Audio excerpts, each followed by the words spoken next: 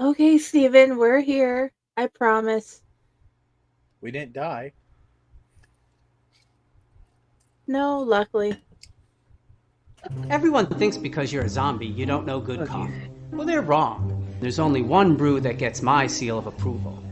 Deadly Grounds coffee is my guilty pleasure. The aroma is so intoxicating. It brings all of my neighbors out of the woodwork. Deadly Grounds coffee. Coffee to die for and zombie approved. It's good to get a little deadly. Use the front door! Oh, they're so disgusting.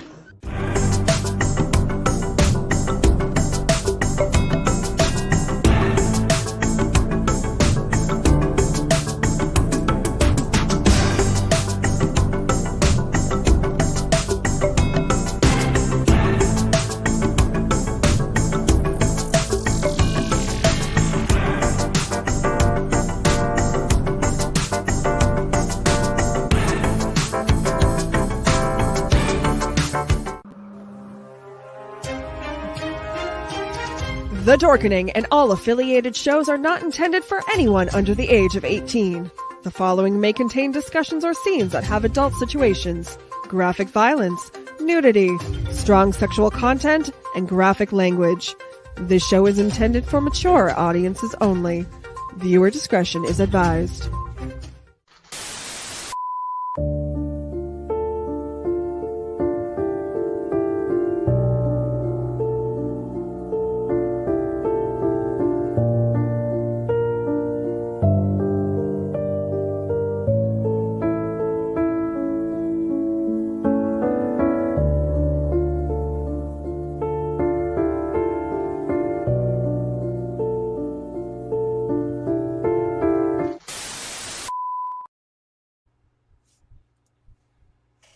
Alrighty. I should probably remove the graveyard.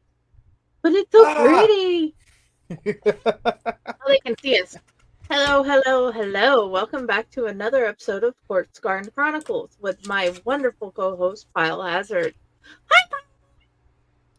Hi, everybody, and So thank you for having me once again. we have had to have a change of plans, and because you can't stop death. That just Nope. happens, and that's why our previously said guest will not be able to make it because well he is the person who helps the people with the death process after the death. But today we're going to talk about the personification of death, the different ways we have seen death throughout movies, lore, life, because a couple of these are from Supernatural, and we are big Supernatural fans in this show and family. And then Cartoon Death, really cool random death picture. Most people are aware of Nubis, and of course Pesta. Pesta, I've only heard about in passing, and probably a few more because Pyle has a list of things. I just said death, and he's like, "Oh, I have this list of stuff to talk about," and I'm like, "Oh, thank God I have Pyle." So yeah, Yeah, I of might course. like, I might just like it a little bit. So yeah, um, we as a whole, um, are afraid of death. Most people are afraid of how they're going to die. And in my aspects of looking in life and how people see it, death comes to take you after you have passed over. Your body and your soul have parted from each other. And how you see death is different for each person. Because you may picture something like him or him. Other people hope for him because either because he's really cool or they think he's hot, whatever, or vice versa for her from the same show. And others from different countries have their own way of seeing death. In my life, I have yet to see the actual being of death, but I do know in my experience that he usually brings your own friends or family with him, one or two of them, to help with the process of moving forward. Like when my grandmother-in-law just died recently, she had bought it, whatever the personification of death is called for you, had brought both her husbands. Her first and her second both had passed away before she did. And they didn't care. They were sitting on beside her and waiting for her to pass and take her with them. So, but each of us may see different death because of our religion, and it the deity may take on that version, as you will see when you pass, or something totally different will happen. But I just love the personification of death. It has always interested me how I may see this personification whenever I pass. Mm-hmm. How do you expect death to look when you pass?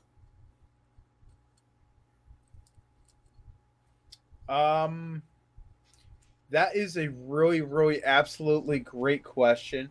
And anyone that actually knows me in my real life actually knows there is so much to death. But there is, in my eyes, two different things. One is death, which is the actual event, or one of the four horsemen. And the other part of this is the Reaper, the Soul Collector, the Ferryman, the one that protects the souls. And absolutely 100%, anybody that really truly knows me knows that I have a absolute whole thought process on this. And yes, people are going to agree with me. Yes, people are going to tell me I'm crazy. But as we all know, we don't know officially what the end of our life is until we get there. So I keep on saying I have to live the best life I possibly can. I have to do the best things I possibly can. That way I can be on the good side of the tipping scale. Because once I go and I'm on the good side of the tipping scale, and if anybody doesn't know what the tipping scale is, apparently we never came across this in any death talk. But I want to be on the good side of the tipping scale. That way I can myself give up everything and become a reaper. That way I can make sure that the ones that have passed can actually go and be collected and brought to where they need to be. That way no one is on the planet as a lost soul. But that's just the way I look at it. I've done my research. People have told me I'm crazy. People have told me, well, that's a good way of looking at it. But it's my belief. So, yeah. Both? I go with your both. But I'll take both. I'll take both. And you know, it is hard to explain what everything is, but I really think something that came across me a long time ago was someone passing away, and when they passed away, there was just a feeling of a sigh of relief because that person had passed away. And to me, it's not just for the person that passes away, it's for everybody that knows that this person's not suffering anymore. And it almost feels like a wonderful feeling of coming across you. And that's where I think when we talk about the Grim Reaper, that's exactly the difference. One is the action of death, and then one is the collection of the disembodied. Hmm. That is why I have it uh, titled Personification of Death. That, Mm-hmm. in my mind, to explain, we're talking about this person or Right. thing or deity. And Right. I have learned death is a very personal thing. How you're going to die depends. My grandfather died uh, due to cancer, and he had uh, it had been painful for him, and it had eaten up his body. And the other grandfather had also died of cancer, but also it attacked him in a different way. And my dad, okay, there's a lot of cancer in the situation. Part of his head had been cut off and he died in a seizure. But others have died in different ways. Like, um, on my way to have one of the checkups for Dante, I remember being behind in traffic. And luckily, my doctor had been in the same traffic, so I didn't get penalized. That the hold on a second.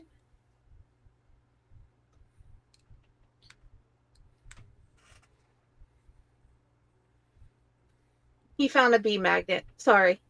Um, they had, well, my buddy is deaf too. He had passed away due to his motorcycle accident. Or you could die peacefully in your sleep, which is preferred. So it all depends on the situation of your life. And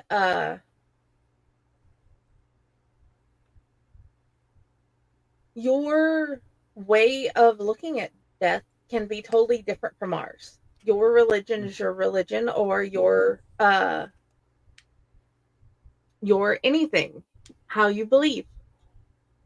Which personifications of death had you wanted to tell us about when you had found out we're changing the idea for the episode?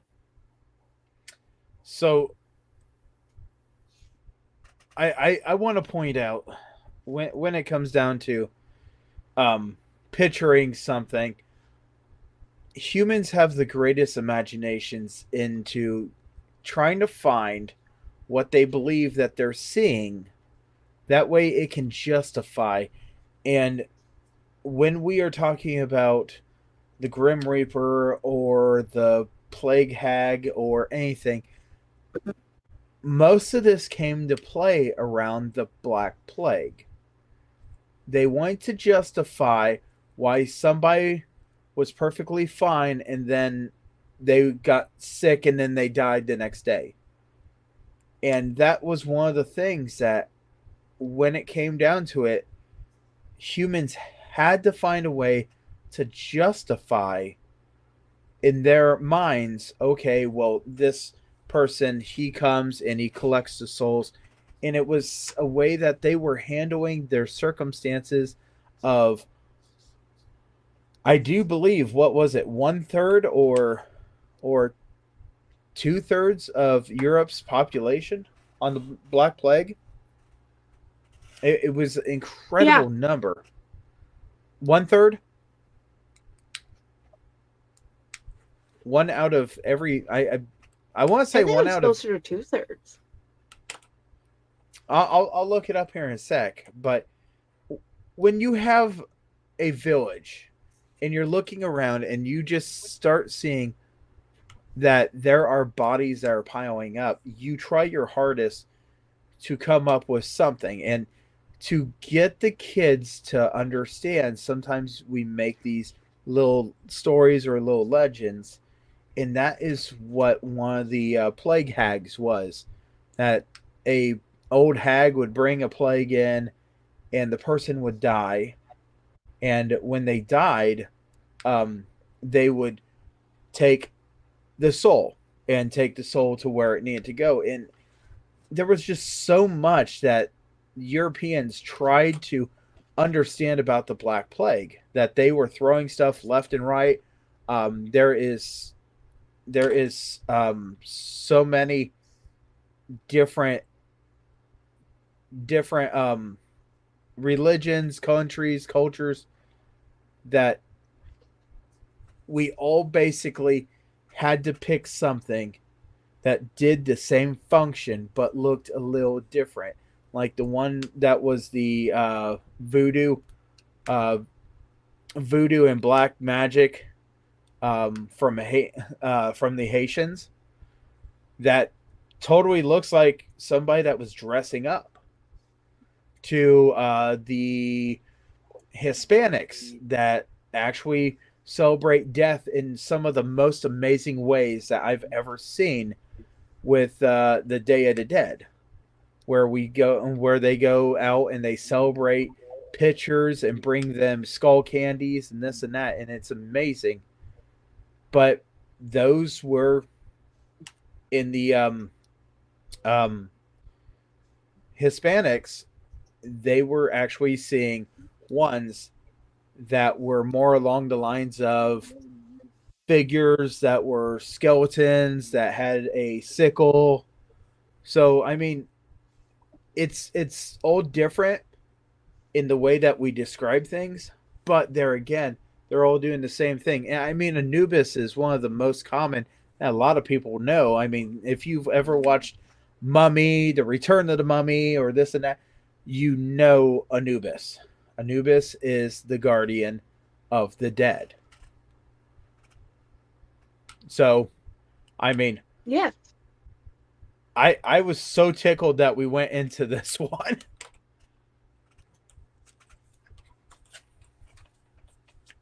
But unfortunately, it's often depicted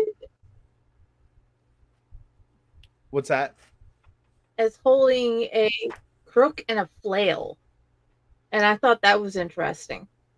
Yeah, Instead of the actual side. Yeah, well, Anubis actually has multiple different tools that he uses. He is the one that carries the scales of life, and he will weigh your heart against a feather. And if your heart is lighter than the feather, you're supposed to be able to go to a glorious land. And in fact, Nubis is actually on the cover of this book, which, it's here. Let me pull it here. There we go. Which is incredible because it's got so many different people in it, and their gods are incredible on how the function of it. Anything from being able to understand the Sphinx to Anubis to Ra, but they all have different functions. But Anubis absolutely had different tools that he used throughout the different kingdoms of Egypt.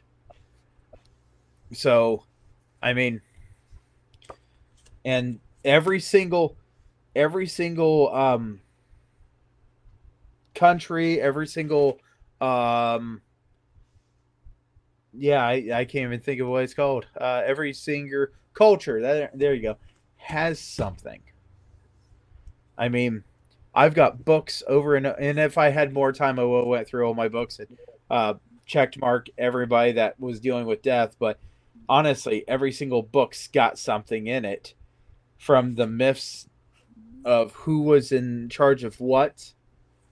And some of these people actually went from one culture into another culture, does the exact same thing, just got a different name. So Anubis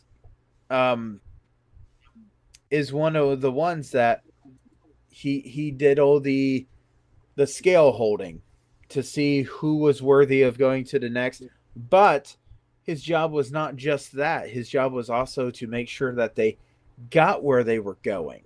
So he was the protector of the dead, the guardian of the dead. And that's Oh yeah. where I believe that a lot of people need to look at the Reaper that we have in what we believe and just understand that they are the protectors of the dead.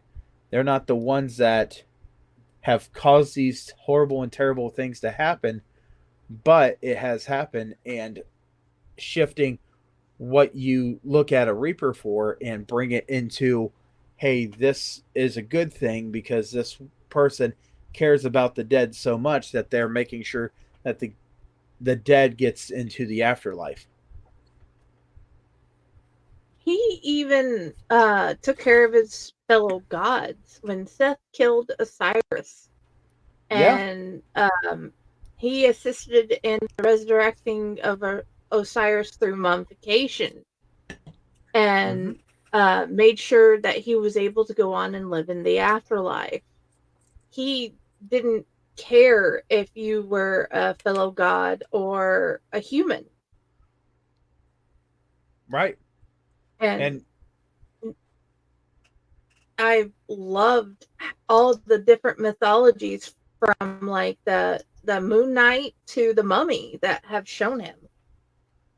right. And that's one of those things that we absolutely do not need to be afraid of death. I mean, I am a person that I when it comes, I'm ready for it. It's going to be a hardship for my family, hardship for my friends, but that doesn't mean I want to fear death where I run from it. I'm a firm believer that it's going to come, and when it comes, it's going to take me. So I can't run from it. I can be smart and try protecting myself from what could be a possible death or a way out of it. But I'm not going to run from death and say, you know what? I don't want to do this right now. Because if death is coming, death is coming. I just hope that on the other side, there is somebody that is caring and ready to accept me and take me to wherever I will go. That is, I am more afraid of how than death itself, because there's a possibility of pain. Yep. And that is what I don't want. That's what I'm afraid So of, how it may hurt. so recently, in June, I actually had to take some time off of a lot of shows, and I actually had to take some time off of the podcast network because I had a friend that passed. Uh, he passed in a what we say is a terrible way to go, but it was also one of those ways that they're pretty sure there was no understanding of the circumstances that just happened. And as much as we don't want to admit that these things do happen and it is a possibility, the work that he chose puts him at a higher risk. Um, so, question is, what uh, us being survivors after a friend has passed, how do we handle things? And that is where we need to make sure that we come together as much as possible because we are the survivors of this incident. Even though we were not exactly at that incident, we are survivors after that incident. Incidents happen all the time. Now, how do we handle this? Um, that is one of the hardest things, being able to just look at it and say, well, it happened. And no one truly really wants to admit that somebody's gone. And it's terrible. But we also have to understand that we're here and we have to go on. And it's one of those things that it might take a week, might take a month, might take a couple of years. There's not a single time I do not see my buddy's name on something that I don't want to break down. That doesn't mean that I'm not healing. That just means that it's catching up with me and it's hard. But in my belief, he was gone and there's nothing I could have done. So I hoped that someone guided him to where he needed to go in a peaceful way. Somewhere on the internet, I can't remember what it was, who made it. Somebody made this cartoon that described the grief after you pass away. Right now, it's a ball the size of your head and it's just bouncing. And as you move along, the ball gets smaller and smaller and it stops hitting the sides as often. And the thing is, it's been 26 years since my mom died, and there are still random days something will happen. And I will just bust out crying because she's gone. And there's other days where I can just say, okay, she's passed away. I'm okay with that, and we can move forward. Just remember that, I guess, my lovely listeners, that it never truly goes away, but it gets easier to deal with. It just takes what feels like forever. And no, you don't ever have to stop grieving and missing that person. You literally can't. It just gets, the ball of grief sort of shrinks. And, you know, this is, like I've said in the past when we've done this podcast and I've been on here, I have said this is one of the podcasts that it's one of those that's really hard to bring up a lot of things, but we're never trying to be negative about it. We all understand that this is going to happen. And when we talked about this subject today, the beliefs behind this, that is the key factor. The beliefs. You will have your beliefs. I will have my beliefs. Friday will have her beliefs.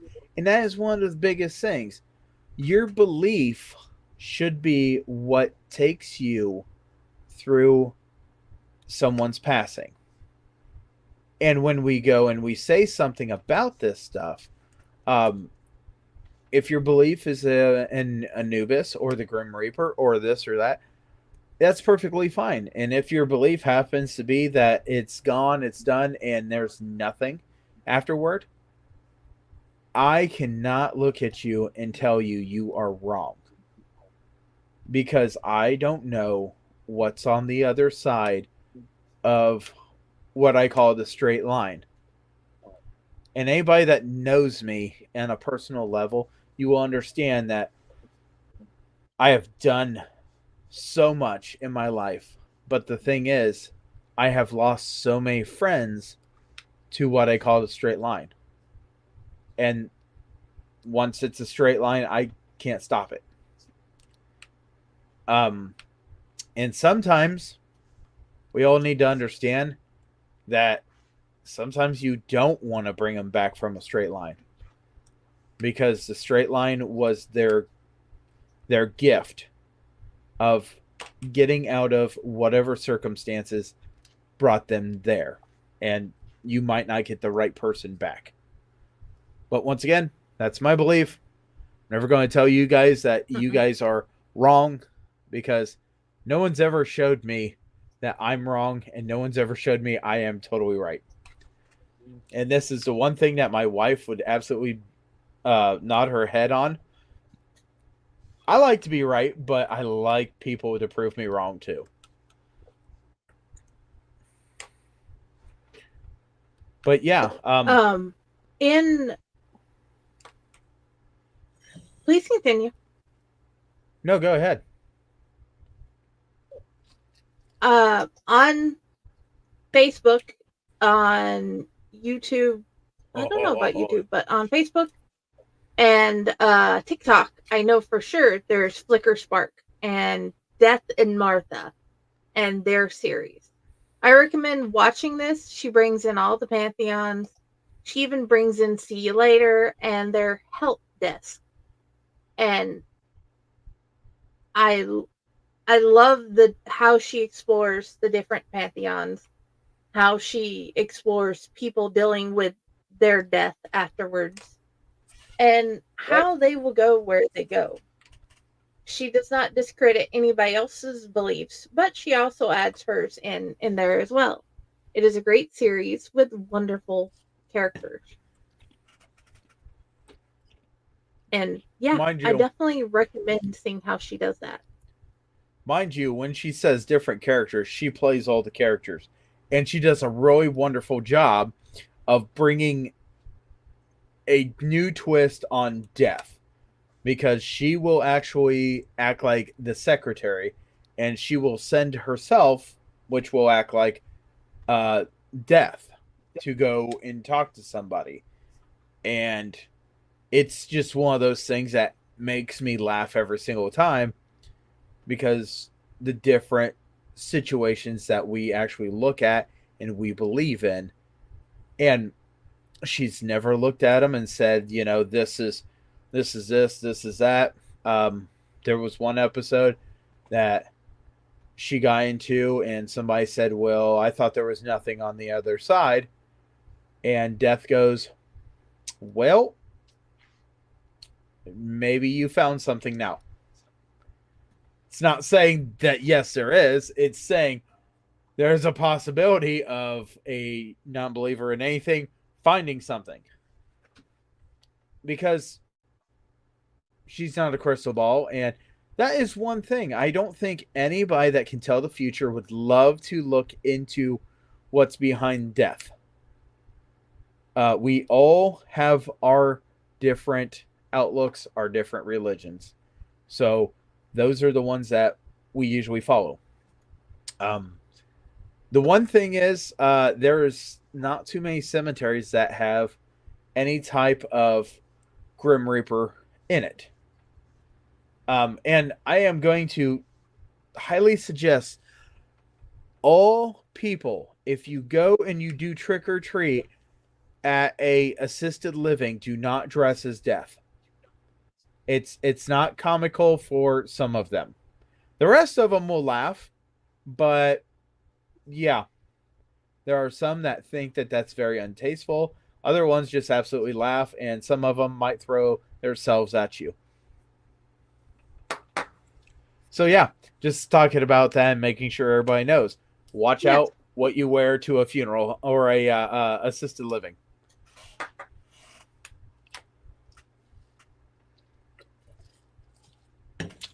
But And I found one.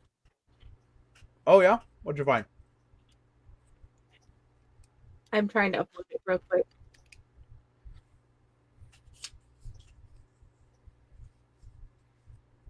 As you can tell, she's the one. Oh, there we go. So I will tell you something about haunts. There are We like making our tombstones. And some of the greatest tombstones that we have ever made has been skeletons that kind of look like reapers. And they're made with something called monster mud. It is basically, you just take the fabric, you put it on this, and you take monster mud and you put it on there, and it makes the whole entire prop really seriously hard, and then you can paint it however you want to paint it.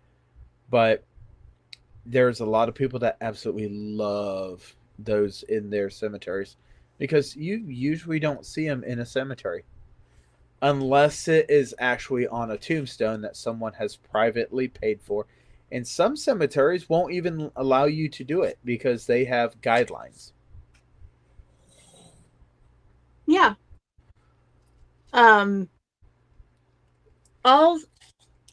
Some cemeteries I have found will let you bring in any tombstone you like and have added.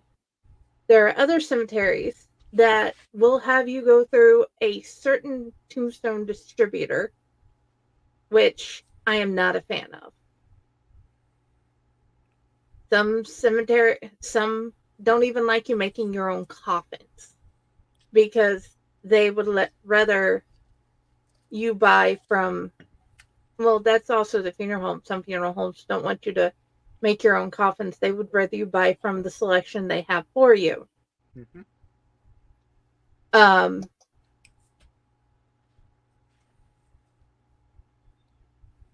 so it all depends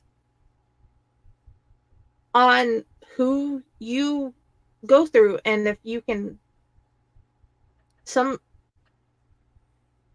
you're going to have to talk with them personally and find out, because there's also the possibility of shopping around and finding a new place or a new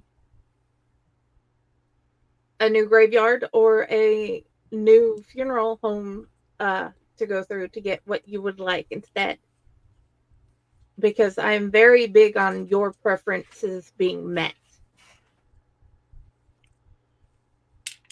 I will tell you that some cemeteries are so strict on things that when you purchase plots, you will sign their agreements, and if they want to change something years down the road, just because you sign that contract doesn't mean that contract will not redo itself in a different way. That, oh well, this is no longer available. You have different religions that have different cemeteries. Um, there was a there was a prop that was made years ago, and I remember reading this story, and I can't remember where it was. But the Grim Reaper type prop was holding an urn, and it was made with monster mud, reinforced, this and that. Great, looked wonderful. After the haunt shut down, they sold it, and they kept on moving it, and it was sold and moved and sold and moved until somebody knocked over the monster mud creation and broke it and realized that all this time the urn was a active urn. It actually had somebody in it that was their request, and they got away with it. Remains. Just to tell you, you can't take something like that and put it in a cemetery without them really questioning everything about it. The statues could be marble, could be granite, could be a lot of different things in a cemetery, but they really want to know that whatever is being done and put in a cemetery can be done as proper as possible and as tasteful to everybody that is coming to visit. So that's why they put some rules and some regulations on things.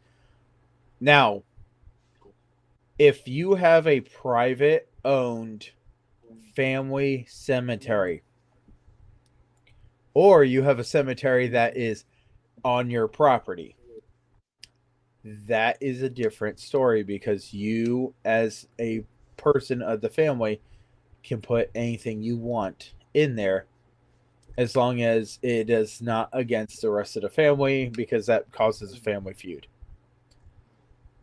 Some cemeteries have been lost cemeteries, and when you have lost cemeteries, you don't even know they're there, because it just does not get upkept, taken care of.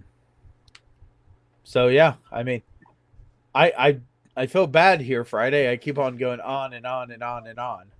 I'm sure you want to talk about Yeah, something you here. keep on. But to build on the three different parts of the what you've added.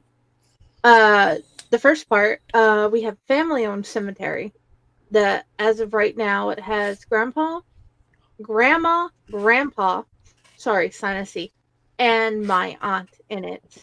And there might be other remains there that I don't know about, but I only know of those two so far. Well, those three. I've got to be there as they were buried. And as for lost cemeteries, on a previous episode, we had talked about various cemeteries being found because of natural disasters Yep. and them just coming up to the top. It's like, oh, well, that's new. We didn't even know you were there. And on Ask a Mortician and in her books, um, she had talked about how in other countries you get a funeral plot for a year and you leave your decedent's family member decedent there until their bones have all the decay has come off, Mm-hmm. and the you take the bones and the, wherever your family takes them from there. And others, they they have all different types. Some even cook the dead and eat it. They cook it and then they eat and then they go throw up until they have the whole body taken care of. But here in the States, I have found that I have deeds to cemetery plots of like my dead grandfather and so on and so forth, where we own the plot. The family has the deed and they stay there for eternity. Or until somebody, after we have passed away and have gone, they decide to excavate the cemetery and move the people. And I have found that I've enjoyed the different exploration of how people are uh, taken care of after they're dead, whether they're in the house until burial, which can come years later, or they're at a plot and you just go visit them there. Like I have shown, and the different pictures of his and my family on the show are on our page before. And I do So, appreciate you letting us show your family plots. no problem. So I do want to say something. When it comes up to the deeds of property where deceased is laying, um, you can actually transfer. If you find a spot where, say, a loved one could be put and you want that person to be removed, they can go ahead and dig up. And then it's kind of odd because it becomes a property. The person that your loved one becomes your property because you are the keeper. And then you can take that person and bring them to the new cemetery. In the Catholic religion, you dig up and then you have to rebury, but you have to have a Catholic priest be there to do the ceremony. I know this because Uncle Stephen was located in Minster. Uncle Stephen got dug up. Uncle Stephen was then brought to Botkins, and Uncle Stephen was buried. I will also tell you that if it's not worked in the right time, you are held responsible for the casket and the body. So if you dig one up and you ain't got nowhere to store it, you better figure out, okay, we're picking it up from here and we got to put it here. And if you can get to connect all in the same time, it's great. If not, you may have the body riding around in the casket. Not saying that has happened, but not saying that my uncle wasn't dug up and rode around in grandma's car until he could be replaced a week later. Just saying that, it happens. It's something that everybody has to think about. It's something that everybody has to get on the same page agreement. And when I say my uncle, I mean he was a preemie that did not make it. So, itty bitty casket fits in the back of the trunk, and it's totally legal. Yeah, not to ruin anybody's dreams, thoughts, or anything. Just saying, I know this because it's happened.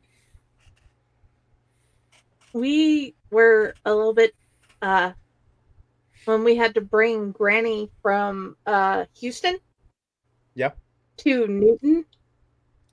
Luckily, everybody had already agreed that she was going to be put in the family plot and the family cemetery and our actual family's yard.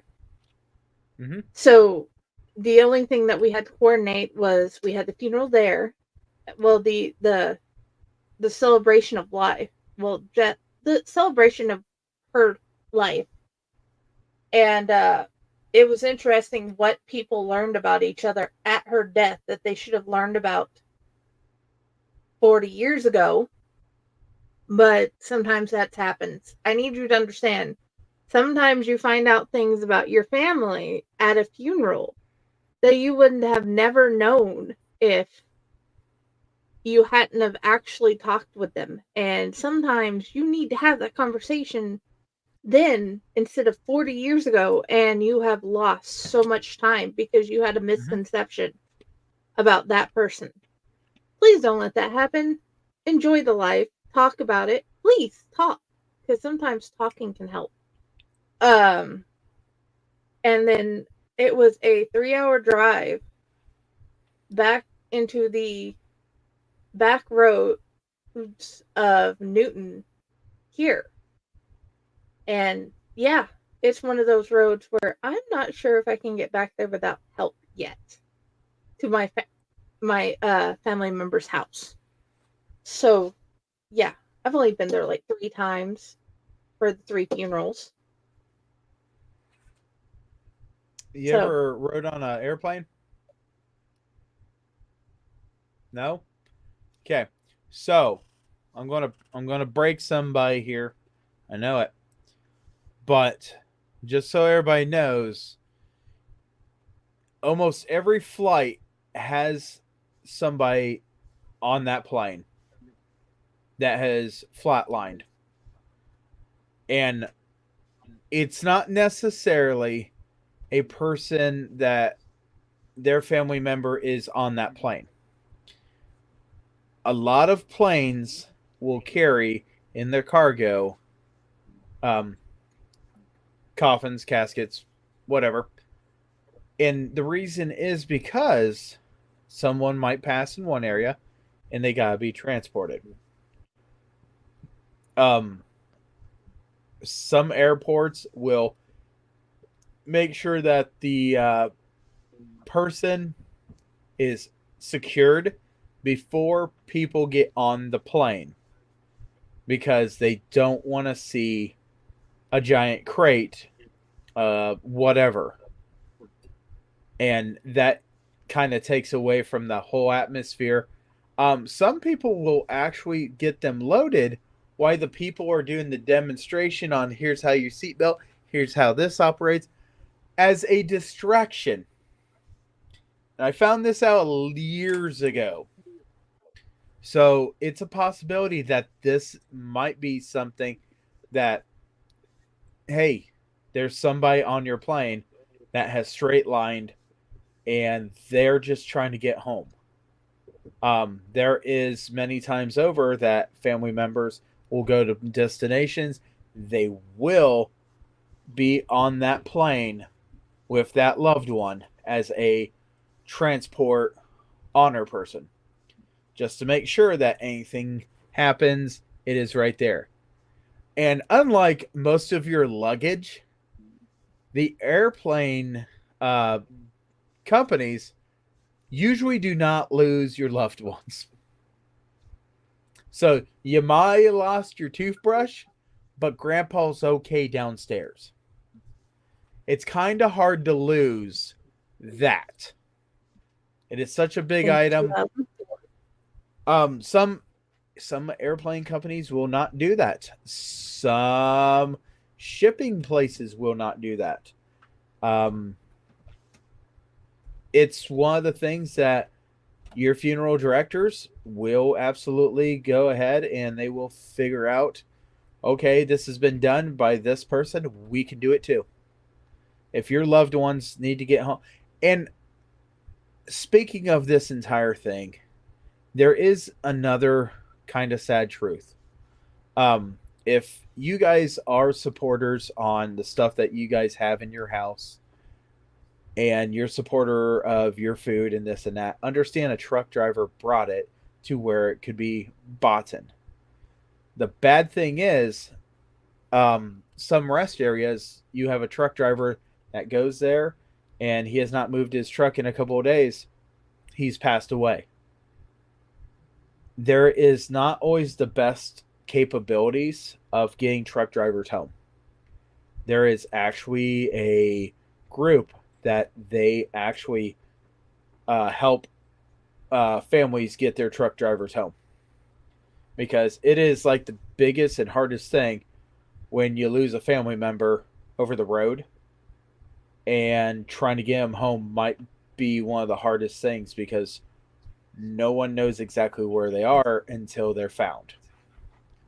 So I want to bring that up. Just put that in your head. I'm a truck driver. I'm home every night, thank goodness. But I know a lot of them are not. And if something would happen, that might be a real bad situation for a lot of families.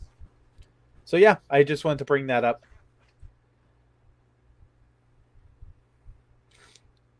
In 2004, there was a plane with my dad on it. Somebody unknowingly rode back home to the Chattanooga area with my dad. So yeah, You guys, that was interesting to find out. a lot of people don't know. A lot of people will just see cargo get loaded up, this and that, have no idea. They will do military this way, but there is a special way that the military will be presented on a plane. So the average Joe will just get loaded, and it's the staff members that load and make sure. The military will bring the person out in a specially made cargo cart, and they will have military help load onto the plane.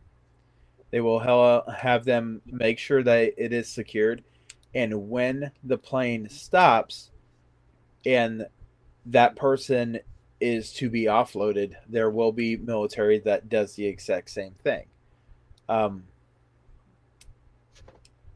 So yeah, just always put that in your heads that, hey, there might be somebody underneath my feet. Yep. And the thing is, they don't mind the cold because cargo holds get really cold. So, but yeah, as like I always do, we absolutely jump around on these topics when we do this show, because honestly, no one wants to really talk about death, and no one wants to really think about death. And if you're my doctor, you talk to me about death because you think that this is a scare tactic into getting me to lose 5 pounds. I'm accepting death. That is not going to help me. Quality of life is going to help me. So I will lose weight for quality of life, not because the cheeseburger is going to kill me. There's a lot more things in my life that's going to kill me before that cheeseburger. Yeah. All types of things can kill you. Okay. But yeah. You know, we have strayed from the original topic, but I'm thinking we should turn it into a series of TikToks. Of TikToks? Yeah, we pick gods of death and we tell about the lore. That means we would have to do a little more research than, hey, we're changing this and here it is. Because I will tell you right now, I've got this many books. Oh, wait, no, I got another one. I got this many books, and they all have somebody dealing with death in them. Great. From the Greeks. Do me a favor. Send me pictures and we'll put them in the group. Hey guys, there's a Corpse Garden Chronicles group and page. Yep. And I'm working on building both up and making sure all the episodes get moved over there. And in the group, we're going to put things like the links about different things we found in the show today. That wonderful picture of Anubis that I really do suggest you going to Etsy and getting, because you can't tell me this beautiful person has not made a beautiful picture. It is very nice. I love it. I will tell you now, I want to buy a statue of Anubis, but I can't find one that's really nice under $35, and I can't buy something unless I can absolutely justify buying it. It doesn't mean I won't find a way to justify it. It just means I haven't done it. There is no justification to this other than it was 12 instead of 100 and it's purple. None. Because I did not want one until it was purple. I like the way you think. I don't know if I could do that all the time. Just because of a color. Well, I don't do it all the time either. This was a stupid purchase. But this, however, was a wonderful gift. Because we live our owls here. But yeah. We are reaching our hour mark. And I think we're going to turn this series into a series of text talks. Because you need to learn about how Pesta was the shadowy figure, the plague hag, approaches a farmhouse, clad in a black hood and red skirt, and brings with her the pestilence that decimated the Europe in 14th century. She travels through the countryside, tracing a path of the disease. She travels from farm to farm in each countryside and flies over the mountains. And she loves traveling by boat. And dude, there is so much more to this tale. We need to tell you about Anubis and how he is seen and more about that lore. And Flicker Spark, just go watch Flicker Spark's lore. You'll love it. Please.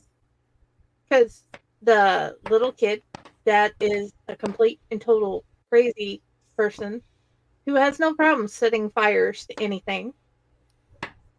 You've got to watch it, learn the lore, love her. Right. So, okay, I'm going to get him to send us pictures of his books. That way we can all find them and read them. And hopefully we will work on TikToks explaining the different aspects of death. And Where would you like to be found, Pyle?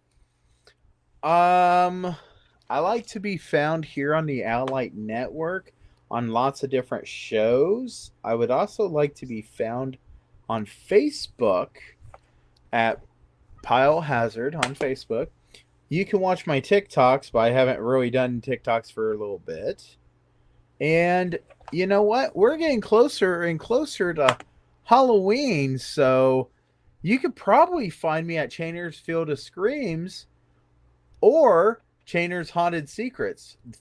Chainer's Field of Screams is actually a charity haunted house, and Chainer's Haunted Secrets is the podcast that goes through everything in the haunted industry. And I just got another wonderful tidbit on somebody that could be another wonderful guest tonight. So yeah, that's where you can find me. Don't forget to join us Friday for another episode. Not And this weekend. also- Next weekend. I thought it was next weekend? Next Friday. Next Friday. Oh yeah. Oh, You will be doing joining everything. these guys because I will be at Kings Island spending quality time with my family. Unless someone gets sunburnt and gets sent home a little quicker, then I'll be on the show too. Either way, you're going to see me enjoy grilling another haunter. And if I'm very lucky, I could have some of my actual haunter friends here of the network to help me. We'll find out how that goes. But until then, we also have this amazing book with most the people on the network have added stories. Mine is a haunted house story, and hopefully you like my beautiful characters. And we have wonderful guests like Curtis Imloth and Steve Van Sampson and Rob. We all love Rob's stories.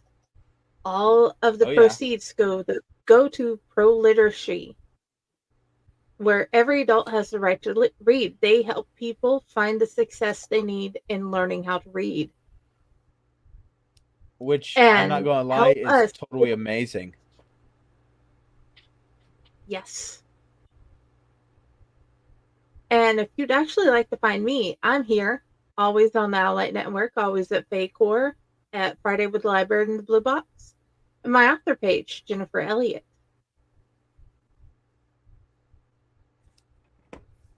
And we shall talk to you later. Bye, everybody. Bye.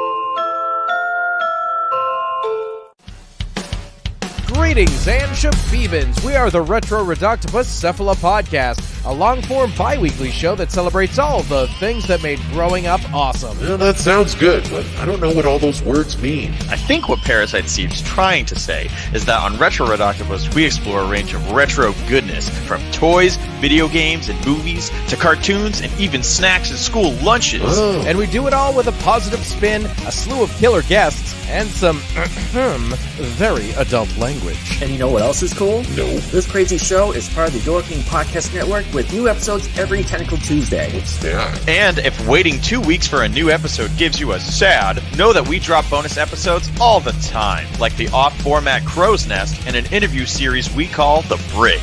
You can listen to Retro Redoctopus on Apple Podcasts, Spotify, Stitcher, or any app that's cool enough to carry the only show that celebrates all the things that make growing up awesome.